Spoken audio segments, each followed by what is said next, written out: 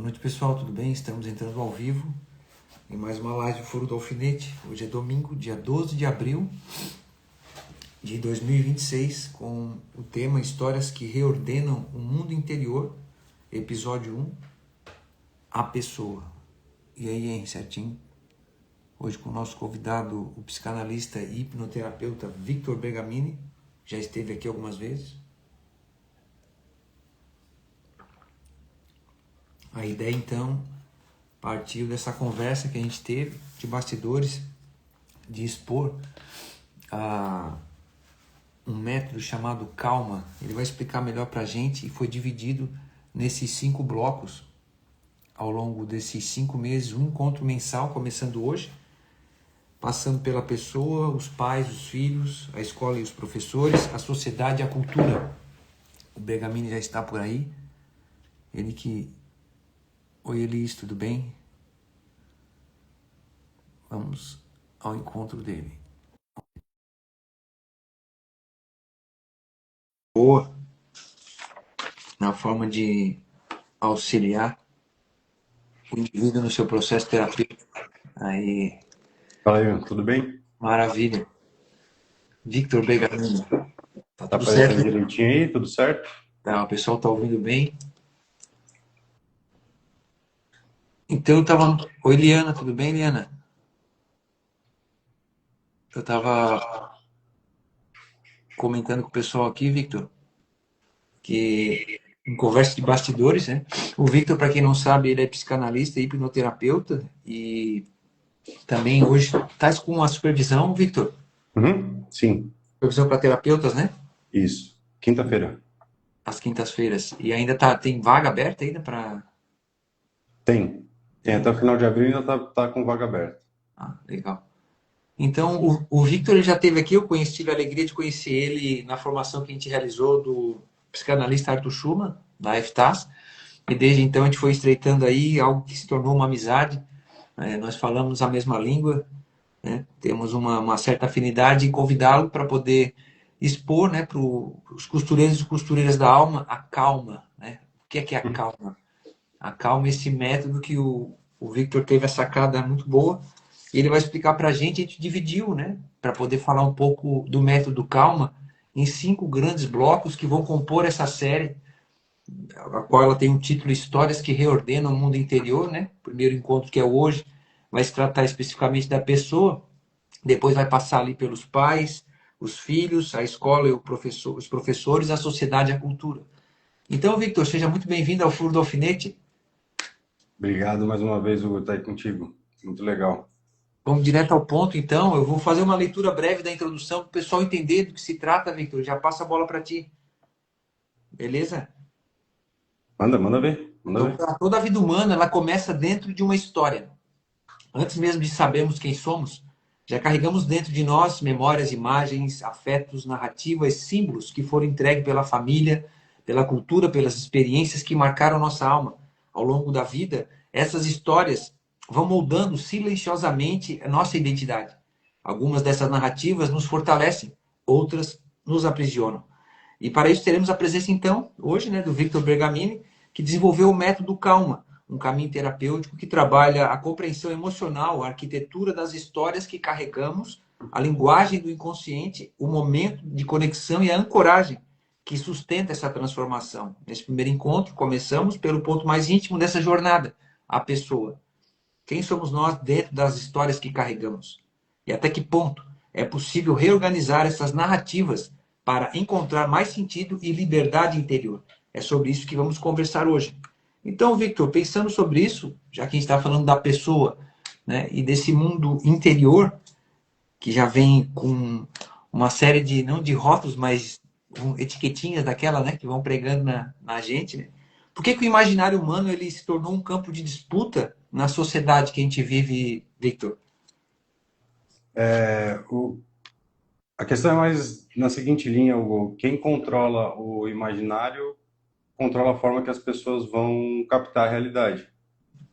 Então é como se fosse uma forma de colocar a lente que quiser em você. Você vai ver de acordo com aquilo que as pessoas querem que você veja, né? Então, quem conseguir dominar, ou pelo menos criar uma maneira de forçar as pessoas, como a gente vê hoje em praticamente todos os setores, né? Forçam as pessoas a acreditarem em certas coisas e ampliar a janela de Overton, né? De achar coisas que antigamente eram absurdas, hoje são normais e tudo mais. Quem controla isso é quem controla o nosso imaginário.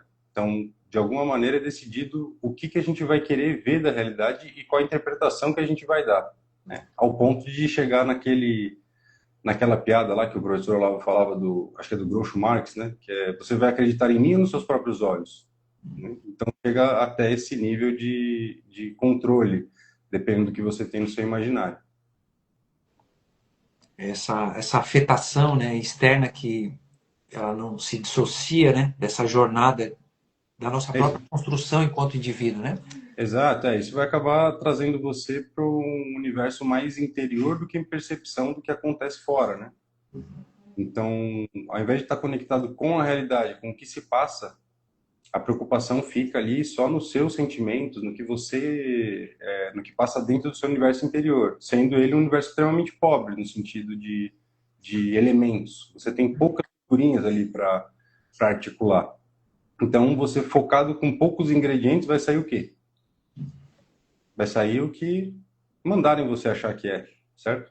Então, a pior parte disso é que a gente até pode falar mais para frente, mas basicamente quando você tem poucos elementos, esses elementos são entregues de uma maneira errada ainda por cima, você acaba se distanciando cada vez mais da realidade, e é isso que justamente o que causa essa pobreza de pensamento, essa prisão dentro dos próprios sentimentos, ao invés de perceber o que está acontecendo. Você não consegue nem enxergar o outro. Tudo que acontece é sobre você. É interessante, me fez lembrar, tem uma fala do professor Olavo de não levar em consideração o sentimento na hora de avaliar, né? Esse juízo de valor, vamos chamar dessa forma, né? Não levar em consideração é virtualmente impossível, né? Alguma coisa a gente vai sentir, né? Mas, assim, a ideia é que isso não seja o foco. Então, assim, o foco não é assim: nossa, o que eu senti ao ouvir o Hugo dizer tal coisa? Isso muitas vezes não interessa, a maioria das vezes não interessa, né? O que interessa é o que foi feito, o que existe. Então, o comum hoje é gerar essa afetação toda por conta de estar focado apenas na tua própria experiência, que, assim, é uma experiência completamente indireta e moldada. Então, assim, o que você deve achar sobre determinado assunto? Provavelmente já aconteceu aí em algum filme, novela, música, programa de televisão, que já te falou o que você deve achar sobre aquilo, né? Então, mais do que isso, né? Não fala nenhuma questão de opinião sobre o fato. Muitas vezes é sobre aquilo que você deve sentir. Isso aqui você deve ficar indignado, isso aqui é revoltante. Coloca uma música, o tom do apresentador e tudo para que gere essa casca, e aí a gente acaba vivendo num mundo de aparência. Não se debruça, né, para entender e rastrear, vamos chamar assim, né? Não quer nem olhar, não quer nem olhar para o que aconteceu. Simplesmente assim: mas eu me ofendi, mas eu fiquei triste, mas eu não gostei, ou eu gostei, não importa se foi injusto. Mandaram prender o Hugo aí. Não gostava dele, fiquei feliz. Não, mas ele não fez nada. Então, assim, não importa, eu gostei. Então chega nesse nível de achar que tá tudo bem qualquer tipo de injustiça, desde que eu fique feliz, satisfeito, contente, etc. E o oposto também. Uma coisa absolutamente banal, real, que está acontecendo ali, que todo mundo olha e sabe o que mas se te desagrada, você coloca isso como um absurdo. Muito bom. A pergunta que eu te faço, então, também nessa mesma esteira, Victor, o que significa dizer, então, que cada pessoa vive dentro dessa história interior, né? Porque eu desdobro um pouquinho mais, a gente está... A vida, ela vamos chamar assim, ela alcança a sua plenitude quando a gente acaba entendendo que só tem sentido em relação ao outro, algo que transcenda a própria pessoa, né? O próprio indivíduo. Então, parece uma coisa estranha, né? De fora para dentro vem uma forçação de barra, vamos chamar assim, para inculcar certos princípios, certas formas e modos de ver a si mesmo e o mundo, né? Trancando o indivíduo dentro desse mundo, né? E aí ele está lá, preso na sua história. E aí, bom, o que que ele faz com isso, né? Como é que ele consegue vislumbrar que ele foi acometido de um vírus, vamos chamar assim, né? Que Uhum. infectou o sistema na forma como ele poderia entender que aquilo ali não faz parte da psique dele, ou não faz parte do seu mundo interior, né? É, quando a gente fala dessa parte da história interior, assim, não deixar claro que não tem nada a ver com aquele relativismo absurdo de que tudo é relativo, então cada um tem o direito de interpretar as coisas da maneira que quiser, não é sobre isso. A ideia é mais naquilo que a gente até abordou por partes na primeira resposta, que é o Leibniz falava que o sujeito que conhecer mais figurinhas, mesmo que sejam de mentira, vai ser mais inteligente. Porque tudo que a gente é capaz de raciocinar, a gente raciocina com base no que a gente tem de elementos no nosso imaginário, com o que a gente tem de estoque ali. Né? A mesma coisa que fala assim, ó, Hugo, faz um almoço aí. Você só vai poder fazer um almoço com os ingredientes que você tiver à disposição. Não dá para você pegar nada além disso. Se você tem poucos ingredientes ou ingredientes ruins, dificilmente esse almoço vai sair bom. Então, o pessoal raciocina muito com material ruim. Então, vai sair uma merda de raciocínio, uma merda de pensamento, certo? Então, quando a pessoa fica dentro do próprio pensamento, é mais a questão de o quanto aquela pessoa está permitindo que a parte de fora afete ela. E não afete no sentido de obedecer a opinião dos outros, ou querer fazer o que os outros querem e não ter vontade própria. Eu digo assim, a gente o tempo todo está sendo influenciado externamente, sem dar juízo de valor, se é positivamente ou não. Mas assim, a gente tem a nossa questão da nossa própria carga genética, que nos trabalhos do Zonde ele mostra que exerce uma boa influência sobre o que a gente tem de tendência na vida. A gente tem a questão do ambiente familiar e do ambiente que a gente convive, que a gente consome, né, de mídia, de arte e tudo mais. E também tem um pouco o fator da escolha pessoal, né, que para todos esses cursos aí de autoajuda ali, parece que é só isso que existe, né? Você vai, se você não conseguir fazer tal coisa, porque você não tem força de vontade, tem esses absurdos ali.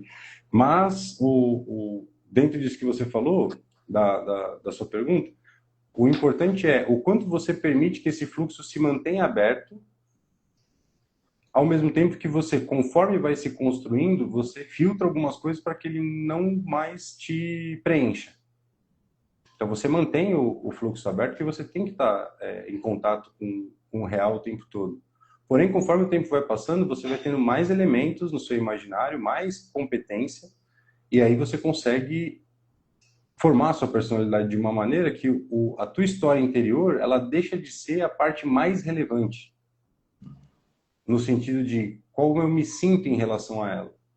Então você pode contar a sua história, até a gente vê isso muito em consultório, né? Quando a pessoa consegue falar sobre o assunto sem chorar, sem ter uma grande reação emocional, muitas vezes é um bom indicador que aquilo realmente foi superado. Se toda vez que a pessoa conta, por exemplo, a morte da avó, ela chora copiosamente, aquilo ainda está doendo. Porque aquela dor do passado, ela está se manifestando naquele momento, como se ela estivesse acontecendo agora. Isso mostra que a dor ainda existe. Então ela está presa naquela imaginação passada, naquele fato, naquele momento da própria história. Então, estar preso na própria história é uma forma da gente, quase como uma metáfora ali, né, para a gente falar de quem simplesmente está fechado e só acredita naquilo que está dentro da própria cabeça. Não deixa esse espaço para aprendizado, evolução, melhorar a sua formação, e assim você até mesmo ir alterando essa história, não em relação ao conteúdo, mas em relação ao significado de tudo que aconteceu. Se ficou claro, acabei falando muito, ficou explicado direito isso aí? Ficou? Tá bom. Não, não, ficou. É porque tu estava falando, eu estava me recordando aqui, eu estou terminando de ler um material, eu até partilhei esses dias, né? Eu estou chegando aí, saí ali dos 40 para frente agora eu estou indo, né? Então quer dizer que agora eu tenho menos da metade, vou chamar assim, né? Do tempo que cabe, né? E eu estou vivendo uma fase Victor, não sei quem nos acompanha aqui, se tira tempo para analisar sua própria vida, né?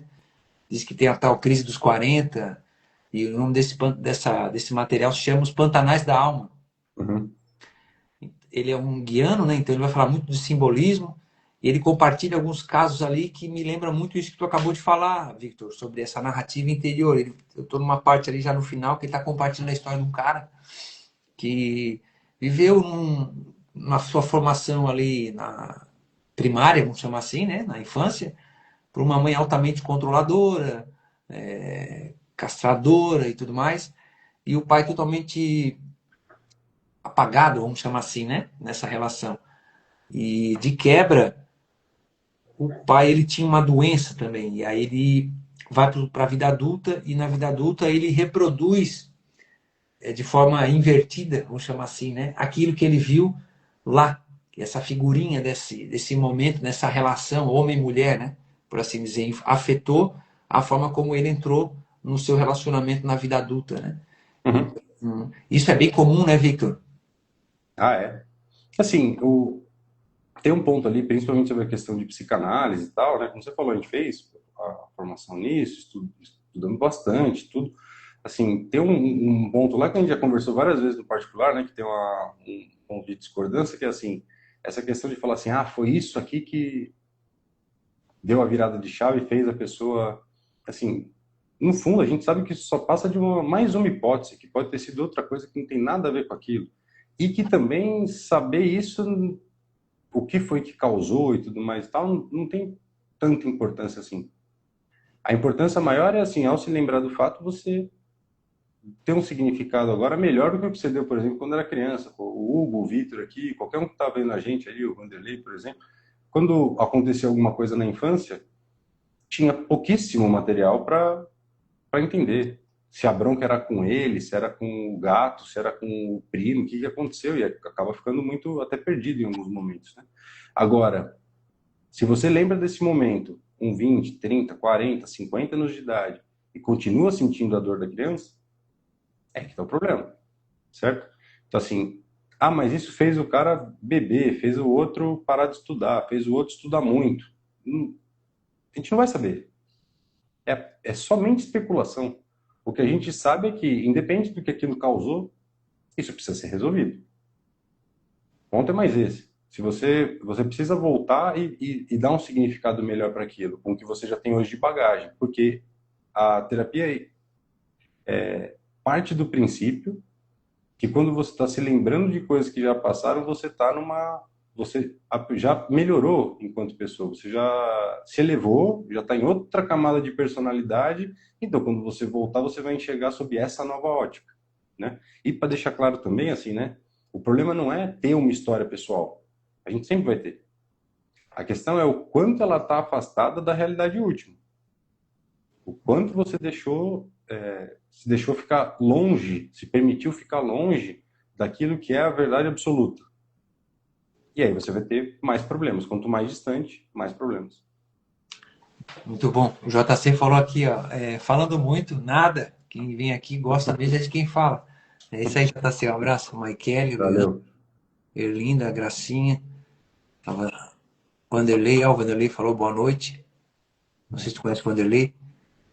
Para mim, só para avisar, para mim tá travado, tá? Não vejo nenhuma mensagem, nem notificação ali de quem está É, assistindo. Sempre que entra como convidado, acontece isso no Instagram. Só podia ver isso aí, os devs lá, né? um abraço aí pro Felipe, que recebeu junto com a Marielle Guedin nessa quinta-feira. Eu tive no programa aqui na Rádio H2O, na minha cidade, Legal. uma Entre Linhas. Foi uma conversa bem descontraída. Um pessoal, assim, show de bola. Ô, Victor, e eu perguntei isso para ti porque com essas receitas, né, de marketing, hoje essa vitrine que a gente tem na internet, né, que é o Instagram e todo esse conteúdo digital, que hoje é o mercado, né, não tem como negar isso, né, tá na nossa vida, no nosso dia a dia. Se vende essa imagem que tu falou, gourmetizada muitas vezes, faça isso e isso. E fórmulas prontas, né? O que que o método Calma se diferencia diante de outras tantas, né, narrativas que a gente ouve quando se trata de auxiliar o indivíduo a buscar esse caminho? Porque a pergunta é, como o método Calma atua na reorganização dessa narrativa pessoal? Bom, Para começar, né, assim, o pessoal que faz muito conteúdo para Instagram também não sei até que ponto tem culpa, porque o algoritmo mesmo fala assim, ó, se o vídeo passar de 1 minuto e meio, não dá nem para patrocinar, não dá para turbinar, não dá para fazer nada, né? Então, as coisas que realmente são importantes são absolutamente impossíveis de explicar em 1 minuto e meio. Não tem como. E aí, normalmente são feitas grandíssimas e absurdas generalizações. Então, ó, se você é homem, você tem que fazer isso. Se você é mulher, você tem que ser assim. E eu já vi coisas do tipo assim: mãe que deixa o filho na creche é uma péssima mãe. Pô, você não sabe a história de vida dessa pessoa, você não sabe se ela precisa trabalhar, se ela não tem quem deixar. Ela pode ser uma mãe muito melhor do que a mãe que fica o dia inteiro em casa com o filho também. Assim, esse tipo de afirmação, o meu problema com essas afirmações é que eu acho que elas podem causar muito mais dano, vai atrapalhar muito mais pessoas e famílias do que ajudar.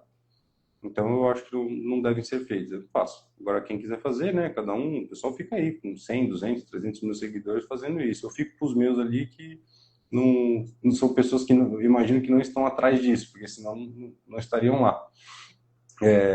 Sobre o método, a diferença para mim é que eu não vou passar uma receita de bolo ali que vai simplesmente fazer você usar aquelas, que nem o pessoal fala muito de palavras mágicas, né? Não, se você falar isso aqui pro seu filho, agora tem uma trend aí falando para teu filho que tá chorando, você grita Jéssica, e a criança para de chorar.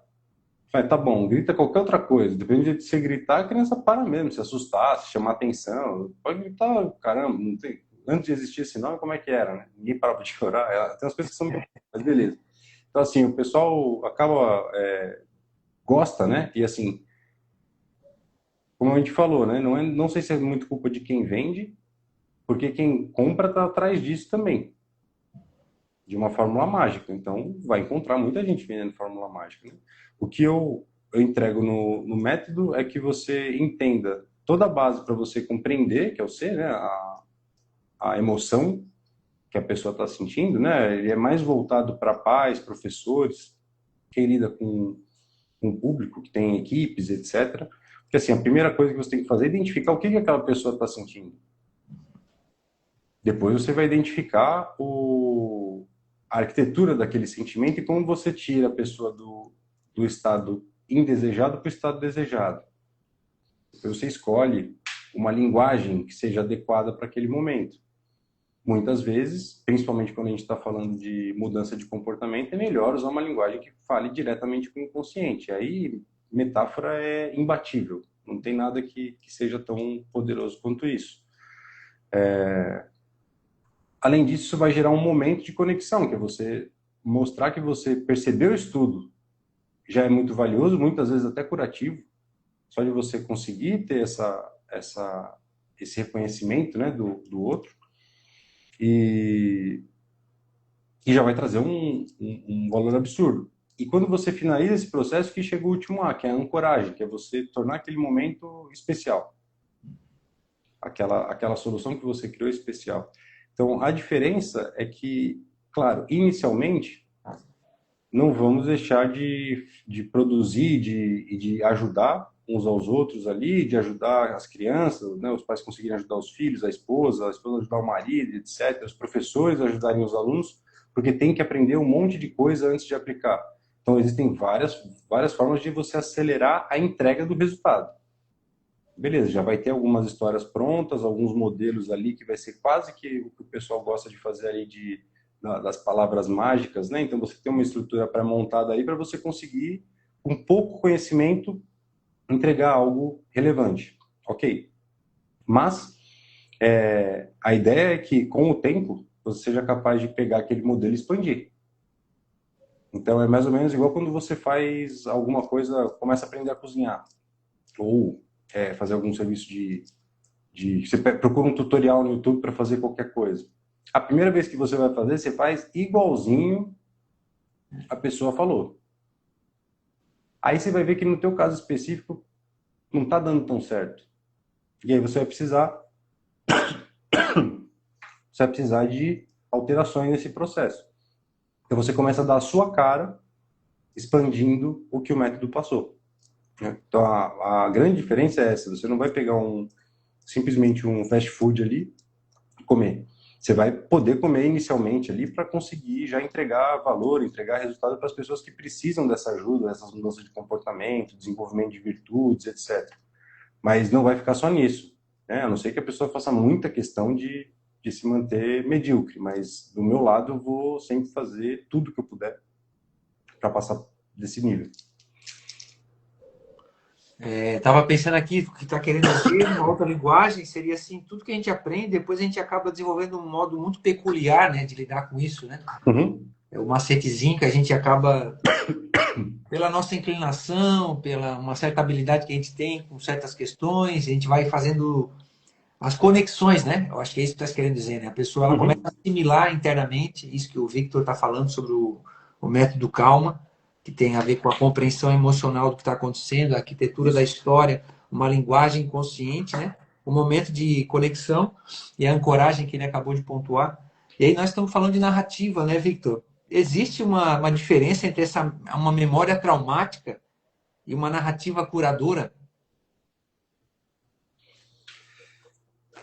Existe uma diferença em conteúdo, né? Porque na verdade você está gerando uma nova memória emocional. Então a diferença está mais no significado que você está dando ou alterando do que aconteceu, do que em ela necessariamente ser estruturalmente diferente. É como se você colocasse um carimbo novo no documento, né? Deixa eu pegar água aqui rapidão. Obrigado. Pedi para trazer água, comecei a tossir pra caramba. Então, assim, para ser mais. Fechar aqui que eu tinha aberto para mandar mensagem para ela pegar a água para mim. Então, assim, eu vou falar de um jeito que não é o jeito ideal, e depois a gente vai corrigindo. Então, uma experiência traumática normalmente é uma experiência que ela foi mal interpretada. Ok. Por que eu falei que não é o melhor jeito de falar? Porque assim, de cara eu já estou dando um significado para aquilo, né? Ela foi interpretada, na verdade, da melhor maneira que a pessoa podia naquele momento.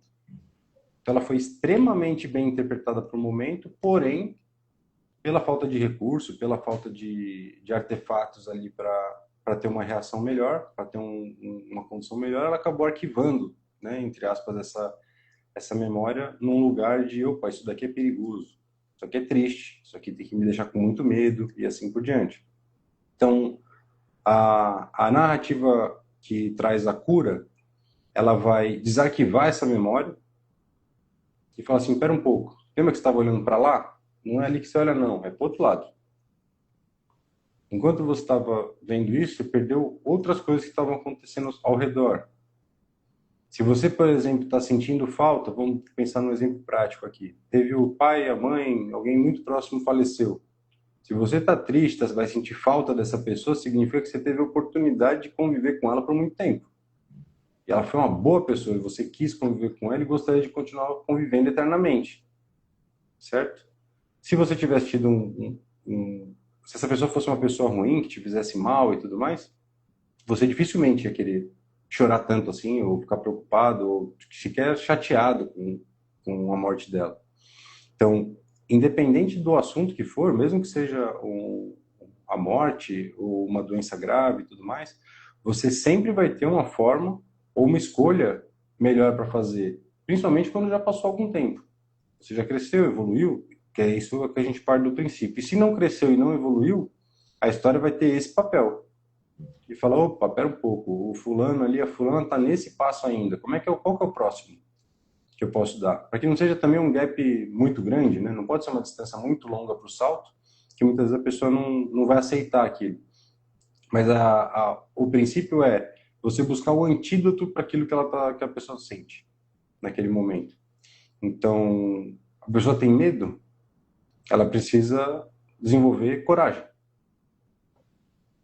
Né? Muitas pessoas acham que a pessoa não deve ter medo, né? Esse cara aí não tem medo. Não, quem não tem medo é destemido, né? Tinha um amigo meu, o Wagner, que ele falava que coragem é coisa de medroso. Então, só tem coragem quem sente medo. Então, todo mundo que você vê aí que é corajoso já ficou com medo em algum momento e age apesar do medo, né? Então, assim, a ideia é buscar qual que é o antídoto para isso. Então, se a pessoa tem poucos elementos, ela vai ter uma escolha pobre. Se ela aumentar a quantidade de elementos, e aí as histórias são o melhor caminho para isso. Quando eu falo histórias, não só aquelas que a gente ensina a fazer, mas também você lê os clássicos, lê romances, né? Expandir mesmo as possibilidades do que você entende como possível, né? Na esfera do possível das ações humanas. Muito bom. Porque parece que a gente ouviu falar nos últimos anos essa questão da formação do imaginário, né? E ficou bastante taxativo. Parece que quanto mais se fala, a impressão que eu tenho, às vezes, ao menos na internet, né? Como o Victor falou, que a gente recebe de fora, numa espécie de engenharia social, certas coisas que influenciam o nosso mundo interior, né, Victor? Da mesma forma, quando as coisas já estão alocadas dentro do nosso recurso psíquico, né, da nossa mente, da nossa alma, da nossa memória, de todo o aparelho, o aparato que a gente tem interno, particular, as coisas que nos acometem, parece que quanto mais se falar a formação do imaginário, vai diluindo a importância disso, né? Porque está todo mundo falando. Uhum. Falava lá atrás, os temperamentos, aí virou uma bosta, né? Me desculpa, né? Uhum. Hoje tem gente séria que trabalha o tema e de tanto ouvir falar, parece que se ergueu uma muralha em cima disso, né? E É. com uma coisa do lado de lá, não, mas isso, né? Aí tu fala, vamos resgatar os clássicos, vamos resgatar, porque o que foi dito há 2, 3 mil anos atrás ainda é tão atual quanto quando foi dito lá naquele momento, né? Em se tratando dessa jornada. Então a gente sempre tem essa questão, penso eu, né, Victor? Me corrija se eu estiver errado, de reafirmar certas coisas, né? Uhum. E é como quem dissesse assim, tem que falar o que é o óbvio. O óbvio Coloca precisa ser óbvio. dito. O Chesterton falava, né? Chegará um tempo que teremos que provar que 2 mais 2 são 4, né? Uhum. Então, Já que tempo é esse? chegou. Chegou, tá aí, Já né? chegou. É. É. Já E aí, chegou. Agora, tem uma parte ali que você falou que é importante, você falando de coisas que foram se tornando, perderam valor por conta tanto do volume, né, que foi comentado, mas principalmente pela incompetência de quem comentava, né? Então, isso acontece até na nossa área, né? A quantidade de terapeutas é enorme, a quantidade de todas as áreas, advogados, muito mais advogados do que era. Eu vi recentemente um que falava que a quantidade de médicos formados em Minas Gerais nos anos 70, se compara com hoje, eu não lembro exatamente os números, mas é coisa para 100 vezes mais por ano. Falei, aí, como é que faz, né? Como é que você garante a qualidade de tudo isso? O conhecimento superior sempre foi limitado, assim, em relação à quantidade de pessoas que poderiam pegá-lo, por conta do que deve vir de um desejo de você realmente saber aquilo, né? Um dos exemplos, acho que mais clássicos aí é do coach, né? Todo mundo agora, sempre que alguém fala uma coisa que é uma merda, os caras falam assim, isso aí é conversa de coach. Até o meio dos anos 2000, era algo nobre de se fazer. Era uma profissão muito importante. Eu acredito que ainda é, tá? Depende muito do profissional que você vai escolher. Tanto que até numa das aulas do COF, o professor Lau fala que uma pessoa que ajudou muito ele foi uma coach que ele contratou. Uma brasileira que morava lá nos Estados Unidos e tal, e que ajudou ele a definir algumas coisas e tal, que depois, anos depois, foi muito importante pro seminário, né?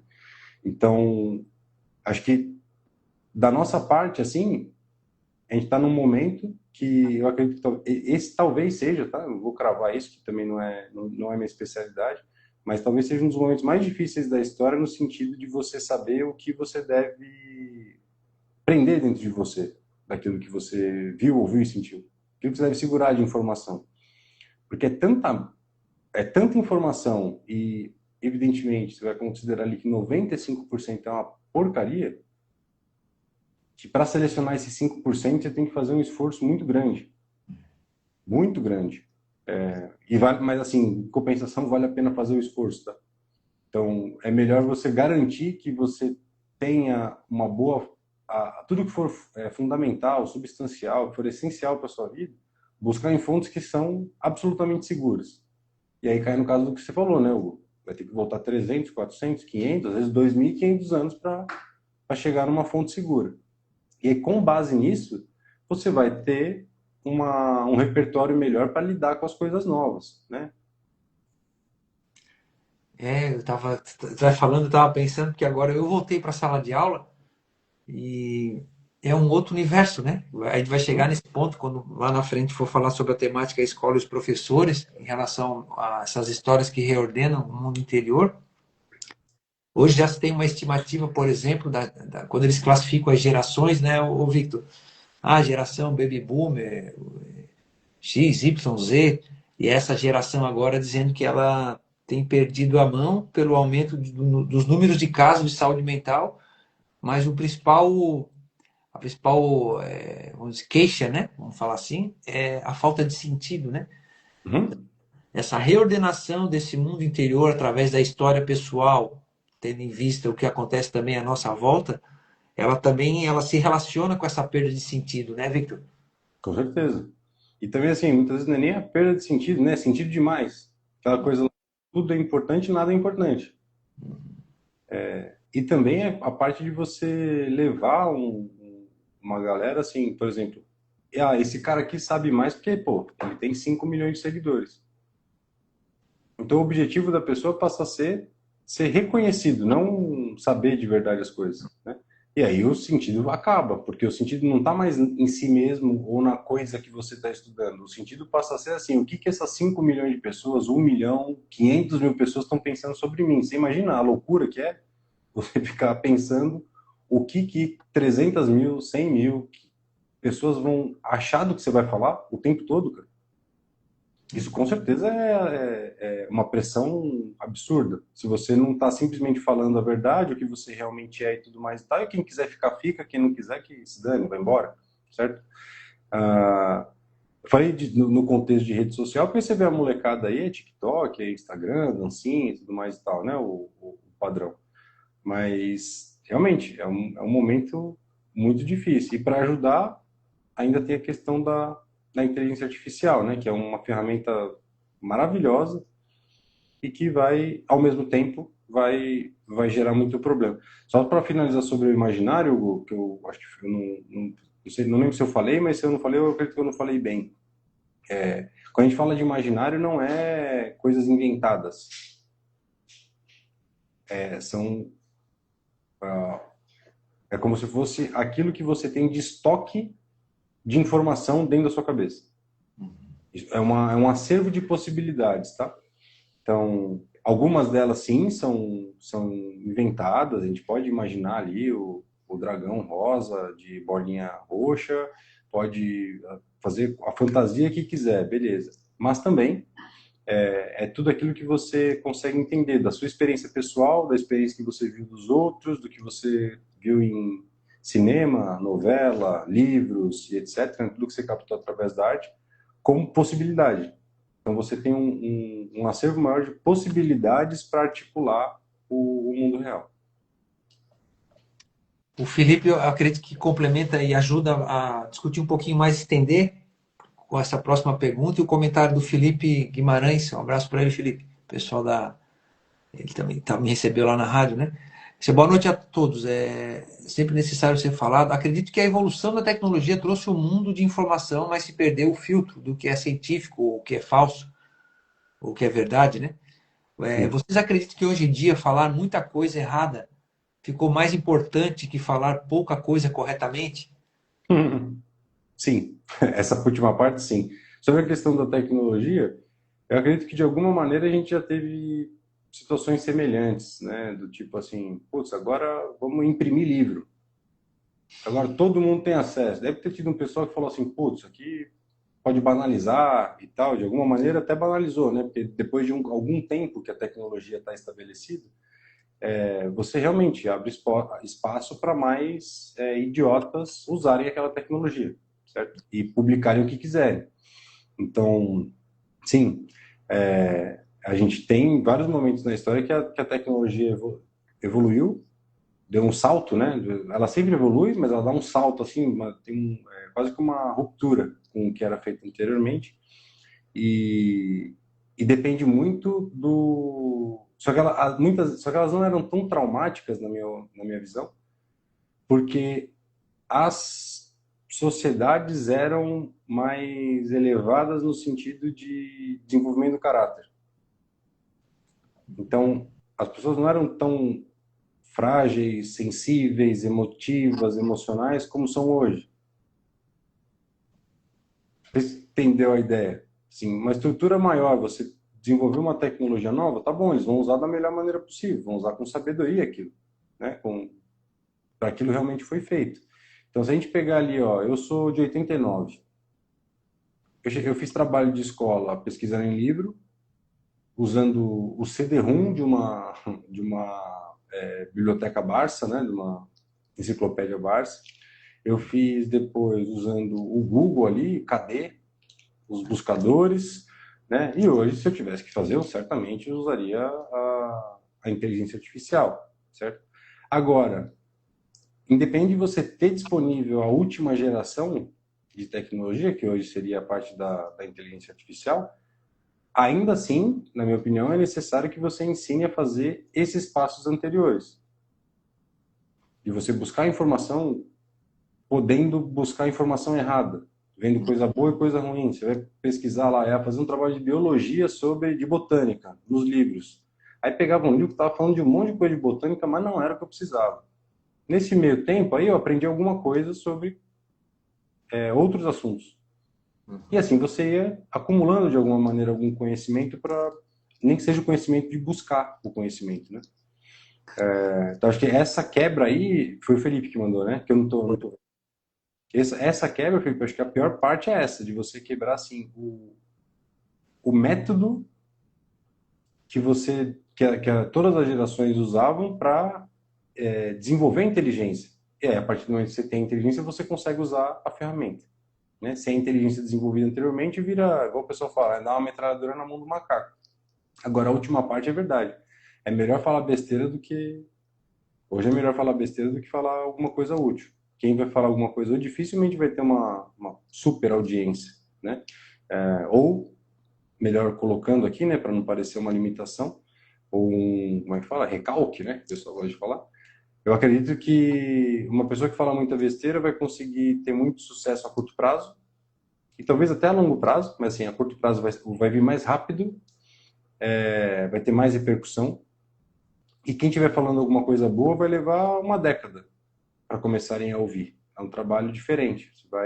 A crescente é diferente. Para mim é mais essa visão. Mas nunca fui atrás disso a fundo, Felipe. Então é apenas mais uma opinião, tá? Não, longe de ser um diagnóstico, nada disso. Tu estava falando aí, eu estava me recordando, até inclusive, né, vem lá do professor Olavo, mas eu trouxe para a vida, acrescentei agora uma nova camada, um novo artifício, mas o primeiro que me tocou muito quando eu comecei a entrar em contato com o COF, as obras do professor, uma expressão que ele usa, até porque a minha formação, a primeira graduação que eu fiz foi na área da história, ele disse que o maior desafio, primeiro, ele dizia, né, aqui no curso só uma virtude era alcançada, a sinceridade, né? Ele falava, né? Uhum, E aí, lá no meio, ele repete algumas vezes essa mesma frase. Ele fala assim, ó, que o desafio é se tornar testemunha fiel da sua experiência. uhum. Ou seja, né, a fidelidade na qual tu não só observa a tua história, porque quando a gente conta internamente, parece que a gente vive, parece, vê se faz sentido o que eu quero dizer. Manda. Quando a gente conta internamente a nossa própria história, vive dentro da gente, nesse que tu acabou de descrever, né?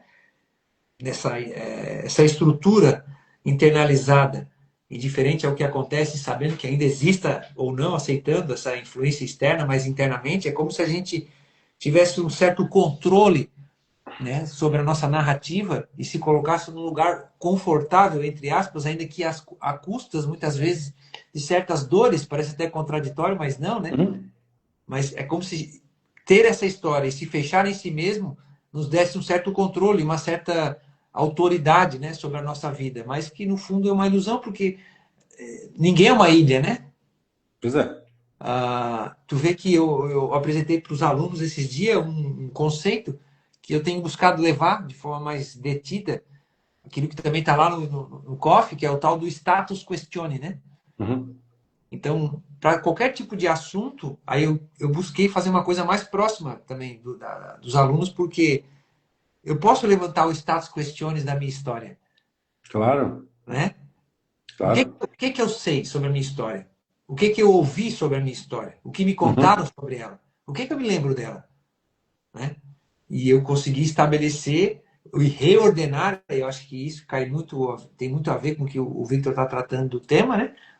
Não é à toa que o primeiro bloco dessa série é a pessoa, porque parte Uhum. do indivíduo, né? O indivíduo ele está dentro de um contexto, ele está inserido dentro de uma realidade, ele já tem, pela própria psicologia, pela psicanálise, as etapas de formação e desenvolvimento, pode pegar 12 camadas, seja lá o que for, ele já tem um universo simbólico, o indivíduo, desde tenridade, né, Victor? Assim, com certeza.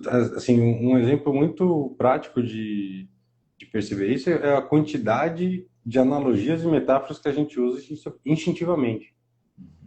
Sem, quando a gente quer explicar alguma coisa para alguém, o normal é a gente falar que as coisas são tipo um. Isso aí é, pô, como é que tá essa dor aí? Puta, imagina que parece que tá enfiando uma faca nas minhas costas. Você tá fazendo, não tá falando nada de realidade. Você não tá falando a intensidade da dor, tem uma unidade de medida de intensidade de dor, né? Você não tá dando uma medida científica, nada disso. Você tá falando as coisas de como, porque dessa forma você acredita que o médico vai entender melhor, certo? Outra forma de perceber isso é a questão da linguagem poética. Então, quando você fala assim, pô, o amor é fogo que arde sem se ver. Quem tá amando sabe exatamente o que ele quis dizer. Quem nunca amou não faz ideia do que esse cara tá falando, tá parecendo que ele tá falando outra língua, certo?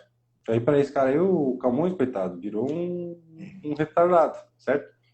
Então, assim, quando você quer, começa um relacionamento, um romance com alguém, pode perceber, o começo é muito pouca comunicação direta. É sempre uma comunicação indireta, os elogios, nossa, tá ainda desse jeito, tá parecendo um, tem até aquelas brincadeiras, os memes na internet, né, que pega o pessoal lá do interiorzão que gosta de mexer que mexe com um bicho, né, pessoal que do interior do Paraná, do Rio Grande do Sul e tal, e fala assim, nossa senhora, está lindo, tá parecendo uma cabrita que não sei o que, não sei o que lá, né? Então, para ele, de alguma forma, é uma maneira de você comparar para ver o quanto aquilo é importante. Então, as histórias têm esse poder de você conseguir passar um ensinamento, um conceito, uma virtude, um comportamento, e quanto mais indireta for a linguagem e menos a pessoa conseguir conectar com a própria vida, mais efeito tem. Porque ela passa todas essas defesas que você falou. Pessoal, realmente existe um sistema de defesa ali para você preservar o que você sabe sobre você. Tem coisa mais importante do que o que você sabe sobre você, né? Então, se você, simplesmente a especulação, a possibilidade de mudar alguma coisa, falar, puta, talvez isso não tenha acontecido, já é o suficiente para a pessoa entrar em pânico. Eu conheço gente que quando vai falar do assunto, ou de uma pessoa que está com uma relação complicada, já começa a passar mal. Antes de falar do assunto. Só de pensar em falar, certo? Então, assim, são situações que podem chegar a esses extremos. E aí, quanto mais indireto você for na comunicação, quanto mais alegórico, metafórico for, mais chance tem de ter um resultado positivo, né? Ô, Victor, a Maikele comentou aqui, ó, abraço, Maikele. Ô, Michael. Semana passada, minha terapeuta usou comigo o conto do Barba Azul. Fiquei chocada com o tanto de coisa que descobri sobre mim através do conto. Esse eu não conheço. Eu estava tentando lembrar aqui também, não me Não recordo. conheço. Eu conheço. É.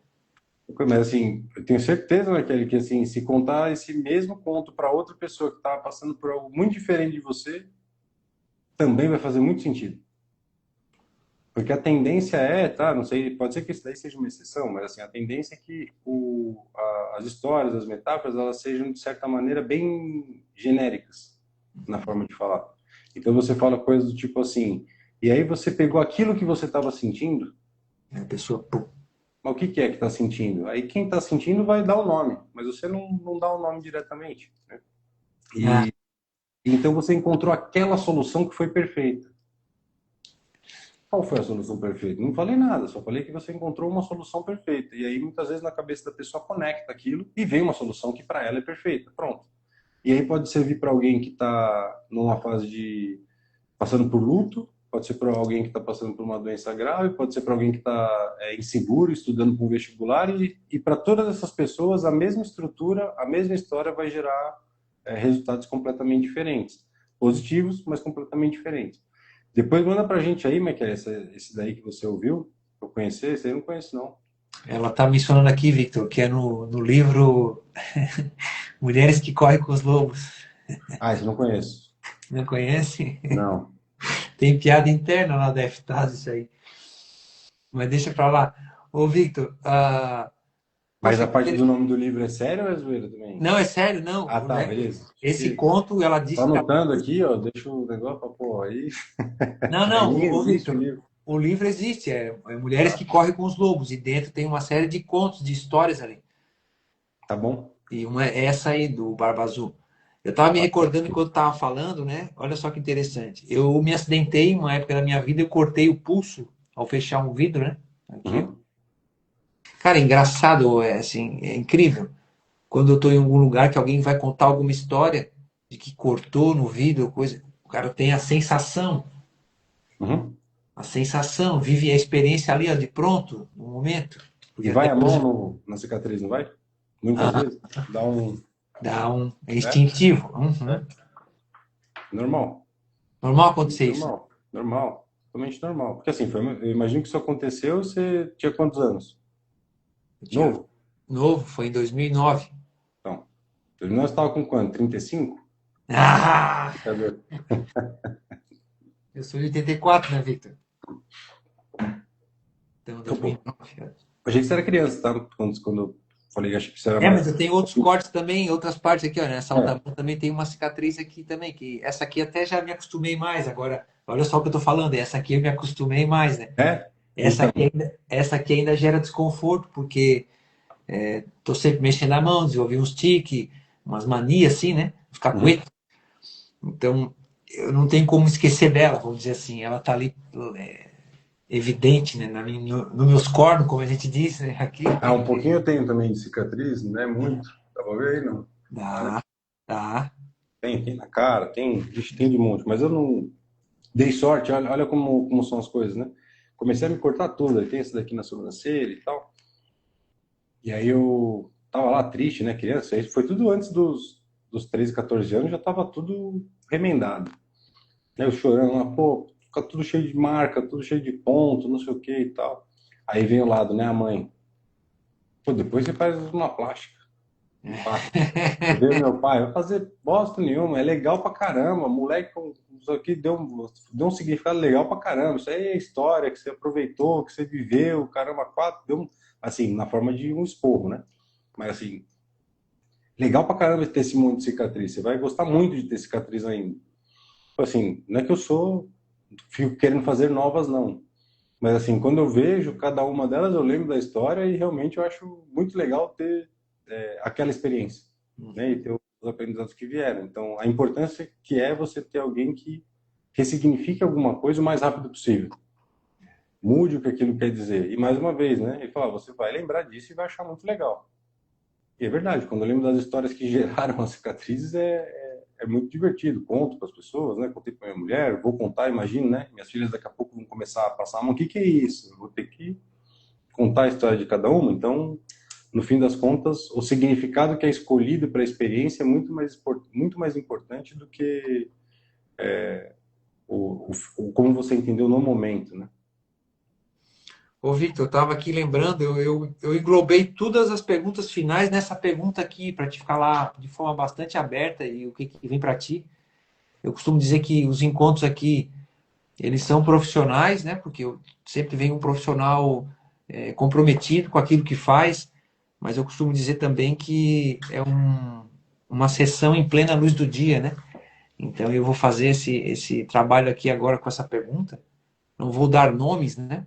Mas eu acredito que tu tem total condição de apontar direções sobre isso, né? A pergunta que eu te faço, levando em consideração que o primeiro episódio é a pessoa, né? Então está centrado nela porque é dela que vai se desdobrar, né? A família, né? Os pais, vai crescendo, vai escalonando.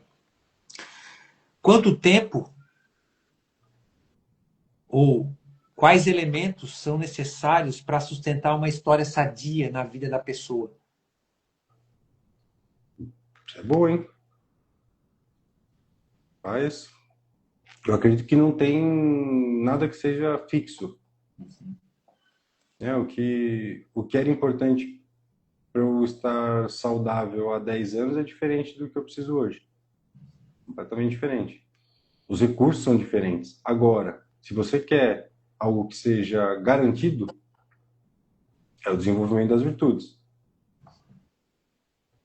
Aí não tem o que fazer, assim, é buscar a realidade última. Assim, essa pergunta que você fez, assim, se for responder do jeito mais curto possível, é assim, pô, se colocar diante de Deus e fazer o que é certo aos olhos de Deus, acabou. Certo? Então, toda narrativa interna tem que ser com base na certeza de que você é uma alma imortal, que o simples fato de você ter essa percepção, ter essa certeza, vai fazer você entender que aquilo que aconteceu na tua infância ou por um momento dentro de uma escala de mortalidade é menos que um grão de areia, então a importância daquilo já se dilui imediatamente.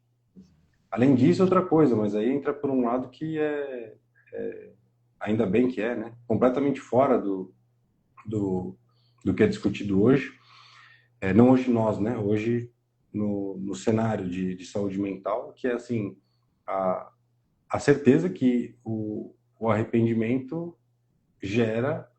o arrependimento, né, a confissão gera o perdão imediato dos erros, das cagadas que você fez e tudo mais. E aí você não precisa mais ficar preso nas merdas que você fez no passado, você pode seguir em frente. Então você consegue manter a sua história absolutamente intacta. Só que agora ela está de acordo com o real. Você sabe o que você fez, o porquê você fez, o que te motivou a fazer aquilo. E não no sentido de se colocar ou como um coitadinho ou como um crápula. A ideia é você simplesmente saber o que aconteceu com você, por que você fez aquilo. Por que o fulano traiu a primeira namorada? Por que a namorada ficava mentindo pro ciclano? Por que quando você era criança você fingia que ia fazer uma coisa e ia fazer outra para enganar seus pais? Qual era a motivação disso tudo? É porque é um mentiroso, Aí agora todo mundo tem diagnóstico também, né? Que graças a Deus a gente não pode dar diagnóstico. Eu nem queria, mas ainda é melhor ainda estar proibido. A questão é você conseguir escavar isso tudo e perceber qual foi a motivação. E, sinceramente, meu conselho não é nem que você busque isso diretamente lá de trás, buscar alguma coisa de 20, 30 anos atrás, né? Quem é mais velho aí, 40 anos atrás. Eu acho que é melhor você buscar isso que você fez no dia, inicialmente. Quando você finalizar teu dia, você lembrar de todas as relações pessoais que você teve, as coisas que você se falou no teu diálogo interno, e pensar assim, puta, eu fui realmente sincero com tudo isso? Teve algum momento que eu dei uma risadinha ali de uma coisa que o Hugo falou, que eu não achei engraçado, mas eu dei risada para não ficar chato? Teve alguma coisa que eu falei ou dissimulei para gerar um resultado que fosse melhor para mim? Ou que seja para não prejudicar alguém próximo? E começar a busca por aí, por uma coisa mais atual, mais recente. E aí pode ter certeza que em pouco tempo vai começar a vir motivações e memórias de muito, muito tempo atrás que tem a mesma intenção. E aí você vai ver que isso se repete há 10, 15, 20, 30, 40 anos. E você vai finalmente poder entender e falar assim, puta, é isso. Ah, mas entender resolve? Dificilmente, tá? Não lembro ninguém, não conheço ninguém que você fala assim, ó, gente, para emagrecer, pô, para de comer e treina. Come direito e treina. A pessoa fala, puta, era isso. E vai e começa e em 6 meses tá magro, né? Eu nunca vi ninguém que vai acontecer isso, não. Ó, como é que eu faço para resolver meu problema financeiro? Ó, ganha mais dinheiro e gasta menos. Nossa, é tudo que eu precisava, né? Uma fórmula mágica. Mas assim, você sabendo o que você é capaz de fazer essa autoconfissão, né? E aí, dependendo se for católico, você pode ir lá e realmente se confessar disso que você fez, dessa dissimulação, dessa mentira, desse pecado que você cometeu, e aí você simplesmente se livrar dele, de verdade. Porque você tem a certeza do perdão dos seus pecados, caso você se arrependa, certo? Então, para mim, da pergunta que você fez, o que é importante, né? Quais são os elementos fundamentais ali? Primeiro, tem que ter a consciência em última instância, até você chegar lá é um caminho, muitos deles eu ainda estou percorrendo, mas eu tenho certeza que a consciência da imortalidade do ser é fundamental, e também a certeza absoluta de que todos os pecados que a gente comete, todas as cagadas que a gente faz, assim que a gente consegue fazer essa autoconfissão e entender que a pior parte que tem entre nós, que tem em nós, sem um espírito de julgamento, no sentido de se colocar como uma pessoa horrível ou como um coitadinho, né? Esse discurso de acusação e defesa. Com essas duas certezas de que você vai ser perdoado e que você, dentro da tua imortalidade, isso é apenas um cisco, menor que um grão de areia, isso já ajuda muito você ter uma estabilidade ali, uma conexão com a realidade maior, porque você perde o medo de encarar as coisas como são. Elas vão ter menos impacto do que a gente acha. Ah, se eu fizer uma cagada agora, eu tenho 36 anos. Se eu fizer uma cagada agora, o que vai acontecer daqui 10, 15 anos com a minha família? Pô, isso aí é uma escala próxima. Ou o mês que vem, que seja, vai para ficar mais fácil. Agora, se eu estou pensando na questão da imortalidade do ser, na questão de salvação, na questão do perdão dos pecados e tudo mais, bom, aí fica fácil, né? Eu vou fazer o que é certo. Não importa o que vai acontecer amanhã, não importa o que vai acontecer daqui 15 anos, não importa o que vai acontecer daqui 30 anos. Talvez eu não saiba o certo, mas aí eu sou ignorante, não sou filho da puta, né? Então tem essa diferença. Me fez lembrar que tem uma parte ali da missa, né? Que tem o Confiteor, né? A confissão que faz ali no início, né? Uhum. A confissão fala justamente disso, né? Confessa a Deus Todo-Poderoso e a vós, irmãos e irmãs, que pequei muitas vezes por pensamentos e palavras, atos e omissões. E aí, alguns ritos, eles batem no peito 3 vezes, por minha culpa, por minha culpa, por minha tão grande culpa. E peço à Virgem Maria, aos anjos e santos, e a vós, irmãos e irmãs, que rogueis por mim a Deus nosso Senhor. Deus, tem compaixão de nós, perdoe os nossos pecados e nos conduz à vida eterna. Então, essa minha culpa que estás falando, né, me fez lembrar do... E a parte da compaixão que você falou, né? Uhum. Desculpa cortar e ver que você ia falar mais alguma coisa, mas eu achei importante. Você trabalhar e você ter compaixão, de você ser caridoso com as outras pessoas, vai abrir a possibilidade de você acreditar que as pessoas também podem ser com você. Então, quando você errar por algum motivo lá, você vai ter a condição de pedir desculpa, se arrepender e seguir a vida em frente, né? Independente do que aconteça. Agora, quando a gente entra no espírito de julgamento absurdo, tanto dos outros como de nós mesmos, tudo que os outros fazem a gente critica. Ah, não, esse cara não pode agir desse jeito, uma pessoa assim não pode fazer aquilo. Tudo, a gente é o juiz do universo, né? Se coloca acima dele, coloca fora dele. Quando a gente faz uma cagada, também vem esse peso, né? Você não é o cara que falava isso, e agora? Como é que você vai reconhecer isso publicamente? Como é que você vai reconhecer isso até mesmo internamente? Porque vai bater de frente com a tua identidade. Então isso gera uma série de problemas. Então quanto mais caridoso, quanto mais compaixão, quanto mais misericordioso a gente vai aprendendo a ser, também melhora muito a forma da gente enxergar a própria história. Que a gente vai poder usar isso para nós mesmos também. É isso. Então, pessoal, o Victor Bergamini, psicanalista e hipnoterapeuta, deu o start aqui junto no Furo do Alfinete para lançar essa série de 5 encontros, né, Victor? Isso. Que vão se estender aí pelos próximos meses, uma vez por mês o encontro, né? O primeiro bloco hoje falando da pessoa, no próximo mês, ali no início do mês, falando sobre os pais, depois sobre os filhos, depois sobre a escola e os professores e, por fim, a sociedade e a cultura. Queres fazer alguma consideração? Vai abrir alguma promoção a partir desse... Ou vamos tocar até o final? Porque a ideia, Victor, eu acho que comentei contigo, né? É disponibilizar depois lá no YouTube uma playlist como se fosse um mini curso sobre histórias que reordenam o mundo interior. E aí o Victor, né? Ele é bem acessível ali no direct dele, se a pessoa quiser tirar alguma dúvida. Sim. Se Não, quiser claro. contratar o serviço que ele também presta também nessa área de saúde mental, ele é fantástico a forma como ele trabalha. E Para você também, quem quiser ali, que eu vou fazer é o seguinte, a gente tinha comentado, mas aí na correria ali de todas as coisas, acabou me escapando.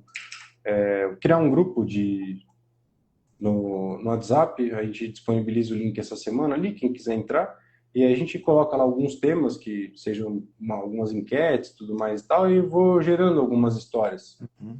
para o pessoal, né, que vai servir para questões relacionadas àquele tema.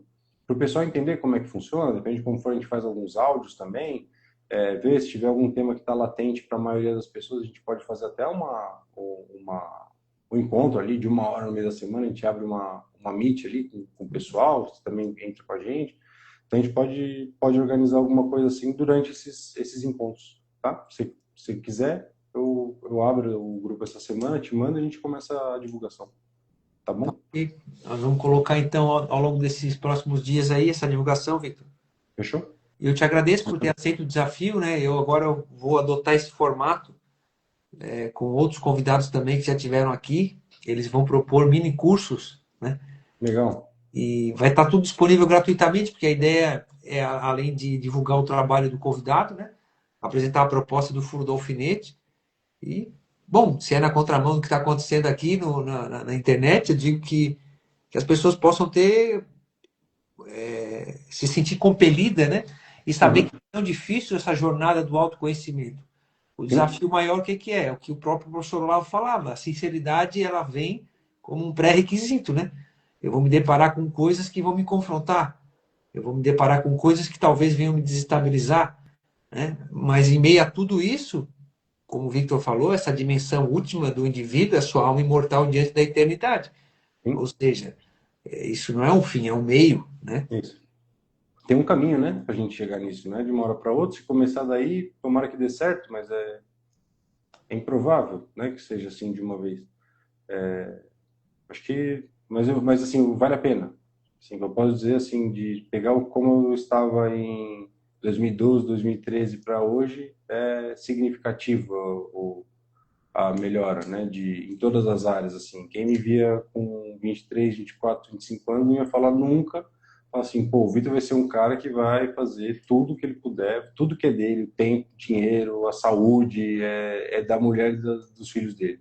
Nunca, naquela época, eu ia falar algo desse tipo, e hoje é assim, né? Não tem nada que seja meu, tudo que eu tenho, tudo, absolutamente tudo que eu tiver é delas, né? No caso que ainda não, Deus quiser, vai vir mais um monte de filho, então, assim, por enquanto são só gêmeos. Então, assim, é tudo delas, né?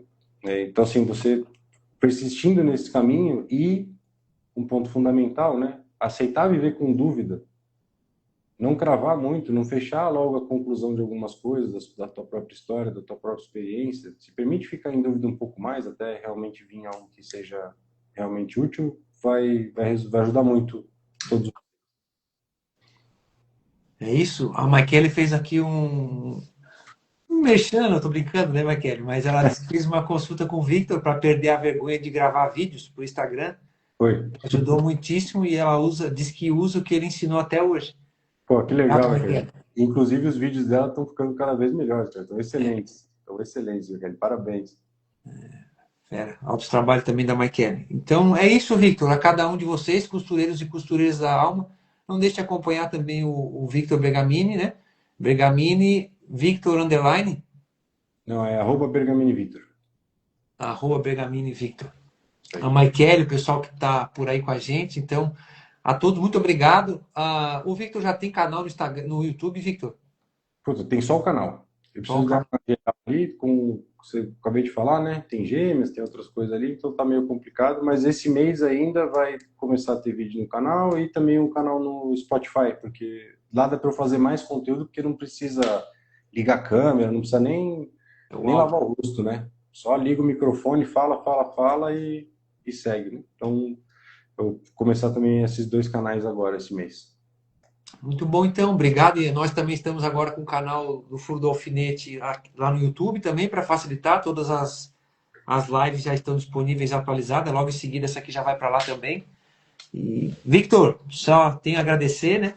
Nos vemos aí nos próximos dias e vai ser uma honra te ter aqui novamente de forma mais presente, né? Através dessa série. Sim, Histórias que reordenam o mundo interior. O episódio de hoje é sobre a pessoa e o Victor nos trouxe um panorama na compreensão, né, dessa narrativa interna pessoal que a gente vai construindo ao longo da nossa formação e apontou algumas possibilidades. Então, só tenho a agradecer, Victor, pela tua disposição, pela seriedade, pela didática. Eu até anunciei aqui no início que o Victor tem uma didática muito boa, até pela essa habilidade que ele tem também de contar histórias. Isso facilita muito, né, o manejo e a articulação. A quem nos acompanha aqui e participa e compartilha e comenta, né, e interage, eu também só tenho a agradecer, porque o Furo do Alfinete não tinha como acontecer se não tivesse pessoas, né? E aos convidados, né, que dão essa robustez ao projeto. Victor, muito obrigado. Obrigado, Hugo. Obrigado mesmo. Obrigado ao pessoal aí que está acompanhando, que vai acompanhar depois. Muito bom. Muito bom estar aqui contigo. Então é isso. A todos um forte abraço, uma ótima semana e fiquem com Deus. Valeu, Victor. Valeu, gente. Um abraço. Falou. Tchau, tchau.